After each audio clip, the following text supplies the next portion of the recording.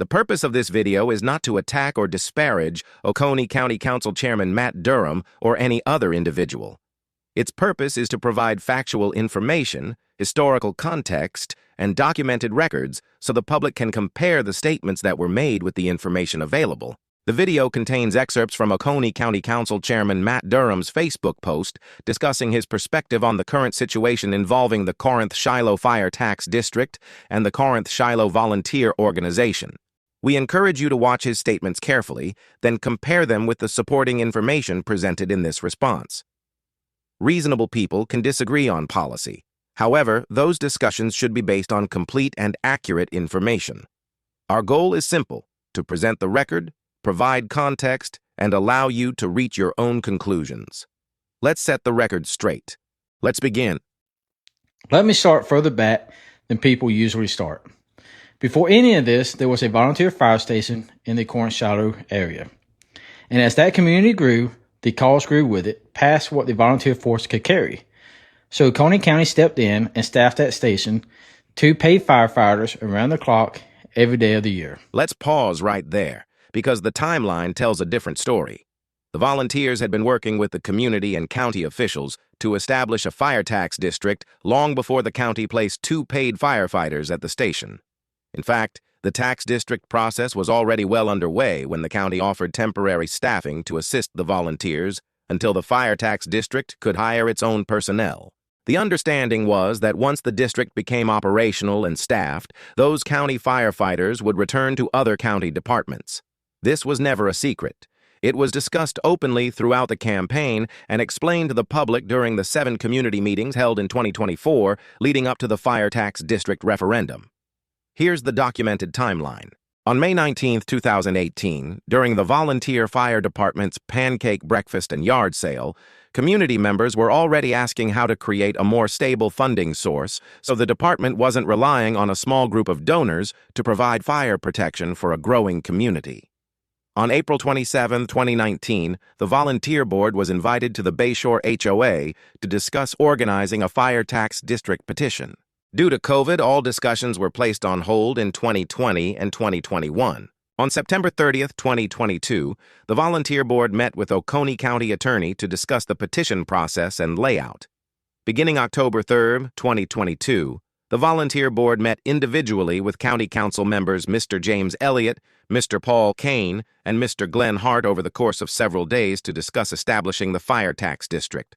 Then, in November 2022, the county fire chief and the county emergency services director met with the former volunteer fire chief and other volunteer leadership to discuss a proposal for temporary 24-hour county staffing to cover the south end of the county while Corinth-Shiloh worked through the tax district process. That proposal became official on March 23, 2023, when a memorandum of understanding was signed.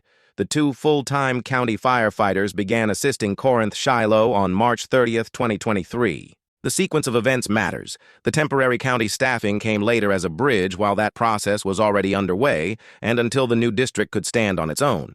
Now let's keep going. Here's the hard part. The day that district officially became the fire department, the old volunteer organization stopped being the fire department. Let's pause right there, because that's not what happened. The fire tax district referendum was approved by the voters during the 2024 general election and officially became effective in January 2025. However, the new fire tax district did not begin receiving taxpayer funding until the fall of 2025. During that transition, the volunteer fire department didn't stop providing fire protection.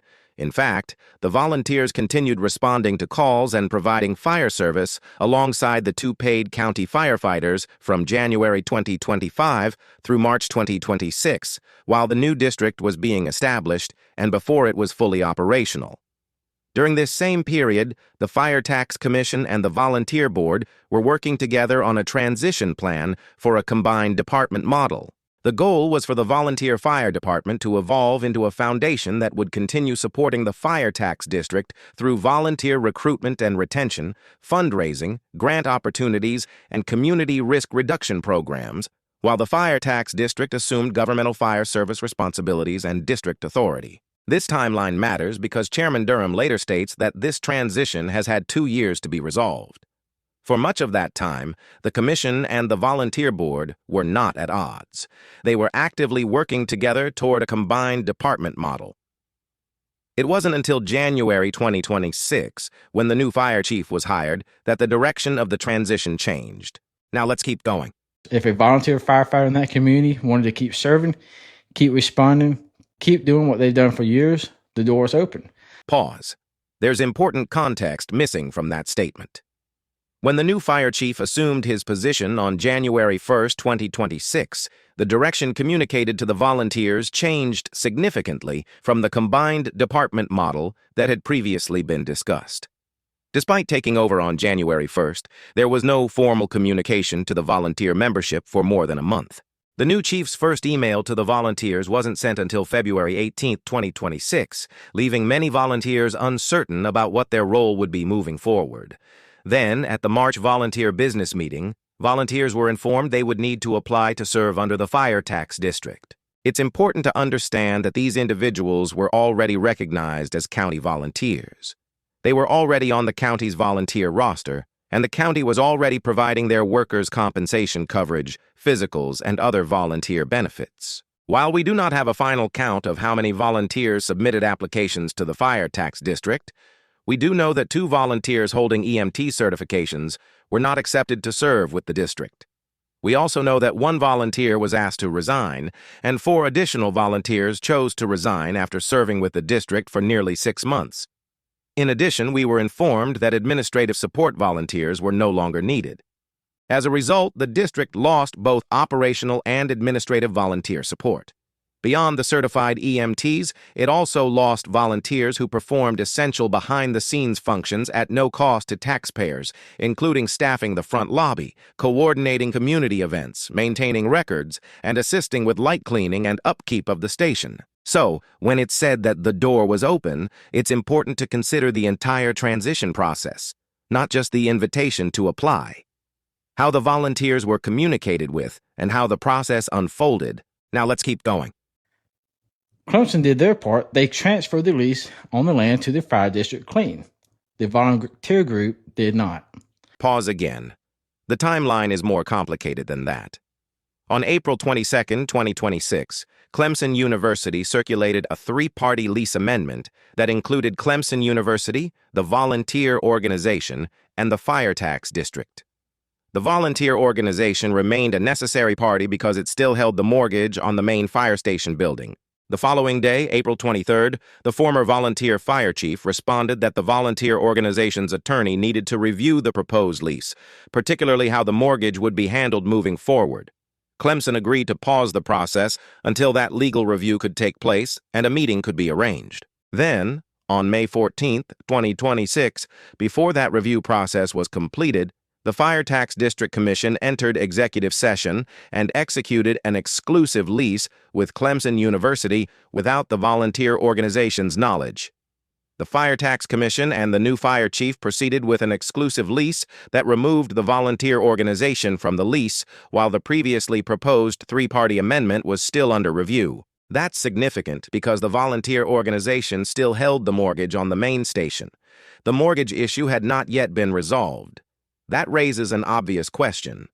If the goal was to work together with the volunteer organization, why move forward with an exclusive lease before resolving the mortgage and completing the agreed-upon legal review of the 3-party lease? Then on June 9, 2026, the volunteer organization received a notice from Clemson University terminating its existing lease, effective June 20th.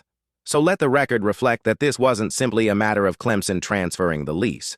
There were ongoing negotiations involving the volunteer organization, Clemson University, and the fire tax district regarding the lease, the mortgage, and the transition of the property. Let's continue. When the district was created, the assumption, and I mean everybody's assumption, was that the building, the equipment, and the assets were rolling to the new district. Hold on. That was not everyone's assumption, nor was it the Fire Tax Commission's working assumption during 2025. The Fire Commission began meeting in January 2025, following the 2024 referendum. Throughout 2025, the Fire Tax Commission and the volunteer organization were working toward a combined department model. Under that model, The volunteer organization would transition into a foundation focused on volunteer recruitment and retention, fundraising and grants, and community risk reduction programs, while the fire tax district assumed the governmental responsibility and governing authority for providing fire protection services. That's why the volunteer organization's proposed agreement included retaining ownership of the building, apparatus, and equipment. The vision from the beginning was for both organizations to continue working together, each serving a different role. That was also the vision shared with the community during the tax district campaign. In fact, the Fire Commission's first-year budget included a line item for payment of the volunteer-held fire station mortgage. During the August 2025 Fire Commission meeting, the board also discussed the volunteer organization leasing its apparatus and equipment to the fire tax district for $1 per year, ensuring the district had full use of those assets while allowing the volunteer organization to continue fulfilling its role. The original discussions weren't about simply rolling everything over to the fire tax district. They were about implementing the cooperative model that both organizations had been working toward throughout 2025. It wasn't until January 2026, when the new fire chief arrived, that the direction changed. The combined department model gave way to public messaging from the fire chief and the commission in February 2026 that presented the fire tax district as the sole organization within the fire department, with no continuing public role for the volunteer organization. The public explanation now suggests the separation was necessary because the volunteer organization wanted to operate outside the fire tax district's governmental authority. Yet the discussions and proposals throughout 2025 reflected a different objective. The volunteer organization repeatedly proposed continuing to serve under the fire tax district's governing authority while supporting the department through volunteer recruitment, fundraising, grants, community risk reduction, and leased assets. The timeline shows a change in direction. What the public has not been told is when that change occurred, why the original cooperative model was abandoned, and who made that decision. Let's continue. But that's where we are. They will not sign a lease, they will not transfer the mortgage, and they have threatened to pull the equipment out of that station. Let's take those claims one at a time. First, the lease. The reason a final lease had not been signed was that the fire tax district's change in direction was not made clear until March 2026. Throughout 2025, the Fire Tax Commission and the volunteer organization had been working under a combined department model in which both organizations would continue working together. Once that model changed, the terms of the lease, the handling of the mortgage, and the future role of the volunteer organization all had to be reconsidered. Second, the mortgage. The statement that the volunteer organization would not transfer the mortgage is misleading. A mortgage cannot simply be handed from one legal entity to another. The actual issue under discussion was how the existing mortgage would be satisfied or otherwise handled as part of the overall transition. As previously explained, the Fire Tax District's 2025-2026 budget included a line item for payment of the mortgage held by the volunteer organization. That reflects the district's plan to begin covering the monthly mortgage expense while the volunteer organization remained responsible for the loan. Finally, the equipment. As documented in the August 2025 Fire Commission meeting, the Commission requested assurance from the volunteer organization that the district would continue to have access to the apparatus and equipment. The proposed solution was for the volunteer organization to lease those assets to the fire tax district for $1. That arrangement would have provided the district with uninterrupted use of the equipment while allowing the volunteer organization to continue supporting the fire department under the combined model. Those discussions reflect cooperation, not an intent to deprive the fire tax district of equipment. So, let the record be clear. The discussions centered on how the lease, mortgage, and assets would be handled within a cooperative transition, not a refusal by the volunteer organization to support. Let's continue. They want to keep ownership of all of it. Every truck, every piece of equipment, the district will lease it back, and the lease will be non-exclusive, meaning the volunteer organization keeps the right to access, process, and operate the equipment.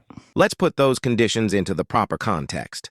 As discussed earlier in this video, from January 2025 through January 2026, the volunteer organization's role was expected to evolve into that of a foundation while continuing to support the fire department. It was never the intent for the volunteer organization to disappear or stop serving the community. The proposed non-exclusive lease language reflected that understanding.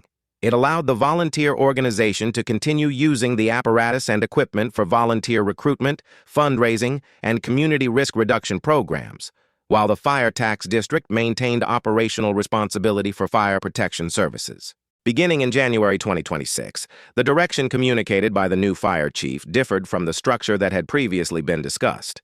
The fire chief repeatedly stated that the only legal way the fire tax district could function was for the volunteers to come under the district through an application process. Based on our review of South Carolina law, we have not identified a statute that prohibits a fire protection special purpose district from operating alongside a separate nonprofit volunteer fire organization. Nor have we identified a statute requiring an existing nonprofit volunteer organization to be eliminated or absorbed as a condition of operating a special purpose district. To the contrary, South Carolina law recognizes that governmental entities may provide services through contracts with private nonprofit organizations, and nonprofit corporations may contract with governmental entities to carry out public purposes where authorized by law. Those statutes recognize cooperation between public entities and nonprofit organizations rather than prohibiting it. If the Fire Commission's position is that South Carolina law required the volunteer organization to cease operating in the manner previously discussed throughout 2025, then the public deserves to know the legal basis for that position. Identifying the specific statute, attorney general opinion, or other legal authority relied upon would help the community understand why the combined department model that had been pursued throughout 2025 was ultimately abandoned. Now on to the next statement. And here's the one that stopped me. Any change to the apparatus will require their approval. Again, let's put that talking point into context. The approval provision was not intended to give the volunteer organization authority over day-to-day fire operations or emergency response decisions. Those responsibilities were always intended to remain with the fire tax district and its fire chief. The concern was different. Multiple district volunteers advised that the fire chief intended to remove the volunteer organization's historical insignias from the apparatus and redesign the department's graphics. That raised concerns because the volunteers wanted to preserve the department's legacy dating back to 1963, a legacy built by decades of men and women who devoted countless hours of their time, talent, and dedication to building the department into what it is today. The approval provision was intended to protect that legacy. It was not intended to interfere with operational decisions, emergency response, maintenance, or the fire chief's day-to-day management of the department. Let's continue on. And there's one more term in there. I want you to hear about it because it tells you what this is really about. They want the district to agree to a gag clause. Let's put this talking point into context. While these negotiations were taking place, representatives of the fire tax district were making public statements that many volunteers believed portrayed the volunteer organization and its members in a negative light. The concern wasn't about preventing anyone from speaking. It was about asking that public comments not be disparaging while both sides were still trying to work toward an agreement. That's why the proposed agreement stated, and I quote, "Cease all disparaging public comments regarding the volunteer organization, to include former and current members and their previous and current involvement with the department." The key word is disparaging. In other words, comments that could reasonably be viewed as insulting, demeaning, or damaging to someone's or an organization's reputation. Now, whether someone believes that was an appropriate condition is certainly open to debate. But when the chairman of county council publicly characterizes that language as a gag clause, people naturally picture something very different. They picture an attempt to silence public officials, conceal information, or prevent the public from learning the truth. That is a serious characterization. It carries weight because it comes from the chairman of county council. Yet the condition itself did not prohibit discussion of the negotiations. It did not prevent disclosure of public information. It did not prohibit anyone from speaking about the fire tax district, the volunteer organization, or the transition. Public officials should be especially careful to describe documents accurately. The public deserves to hear what was actually proposed, not a label that leaves people with a materially different impression of the language itself. Let's go on. Yes, the district commission is appointed right now, but it's appointed by people you elected. There is an important distinction. Commissioners appointed by elected officials are not the same as commissioners elected directly by the citizens they serve. An appointment shifts accountability from the voters of the fire tax district to the members of county council making the appointments. The real question is not who appoints the commissioners. The real question is why the residents of this fire tax district should lose the right to elect the people who govern their district when that was the system approved by the community. Let's go on. Whatever the fight is about, you cannot use fire trucks as the bargaining chip. Respectfully, that's not what the volunteer organization was doing. As explained throughout this video, the volunteers expected a seat at the table after decades of sacrifice to build this department, provide emergency services to the community, and help establish the fire tax district. The intent was never for the volunteer organization to become obsolete or be excluded from serving the community. The equipment was never intended to be used as leverage. It was proposed to remain volunteer-owned and be leased to the fire tax district so it could continue serving the community without interruption under the original combination department model that both parties had been discussing throughout 2025. The volunteer organization could continue providing value to the fire tax district by recruiting and retaining volunteers, securing charitable donations and grants, supporting community risk reduction programs, preserving the department's history, and helping fund equipment and programs beyond what tax dollars alone could provide. Calling the equipment a negotiating chip overlooks the broader proposal, a cooperative partnership in which both organizations continued serving the same community under clearly defined roles. Let's move on. An election does not settle any of this mess. So settle the property first, settle the equipment, and then talk about how the commission gets chosen. It's a 2-year term either way. It comes right back around. Whether delaying an election would assist ongoing negotiations is ultimately a matter of opinion. Historically, elections continue to occur even when litigation or negotiations are pending. An election simply allows the citizens to choose who will represent them. The proposed ordinance does something different.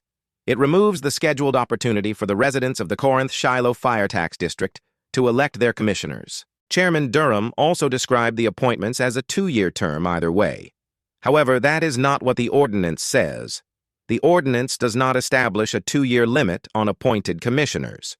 Instead, it provides that commissioners will continue to be appointed by county council unless and until the ordinance is changed again. That is an important distinction because the language of the ordinance, not statements made on social media, is what ultimately governs the district. Let's move on. Here's the thing I keep coming back to. The county ran that station for $460,000 a year and did it well. Chairman Durham stated that Oconee County previously operated the Corinth-Shiloh station for approximately $460,000 per year. That figure appeared in the county's budget.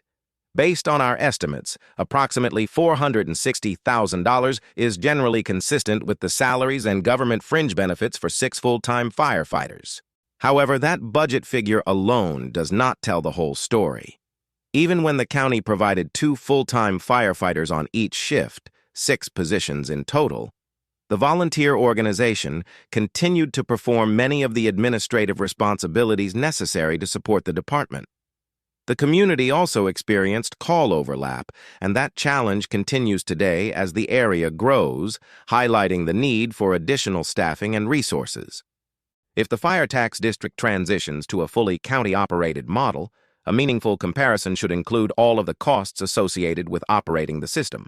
Not only personnel costs, but also administration, station operations, apparatus and equipment, fuel, maintenance, utilities, insurance, training, and other ongoing expenses. For that reason, it would also be helpful for the public to understand the county's budget for operating both the Corinth-Shiloh station and the new Bountyland station. That information would provide a more complete picture of the total cost of delivering fire protection services. Let's finish up. So I'm going to tell you these folks have no legitimate grievances. Some of them gave to that community for decades, and they are hurting over how this went. We appreciate the chairman's acknowledgement of the concerns raised by the volunteers. The volunteers have consistently said this was never about opposing progress or resisting change. It has always been about preserving a combination model that many believed would strengthen fire protection while continuing to value the contributions of volunteers. We hope this acknowledgement becomes the foundation for meaningful dialogue.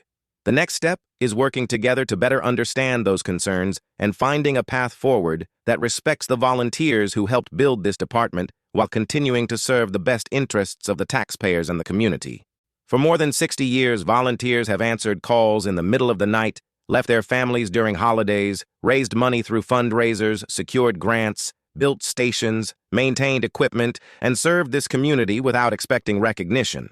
Their legacy deserves to be represented fairly. If you would like to review the talking points that were provided to the Fire Tax District during the effort to reach a consolidation agreement, please visit www.corinthshilofd.com.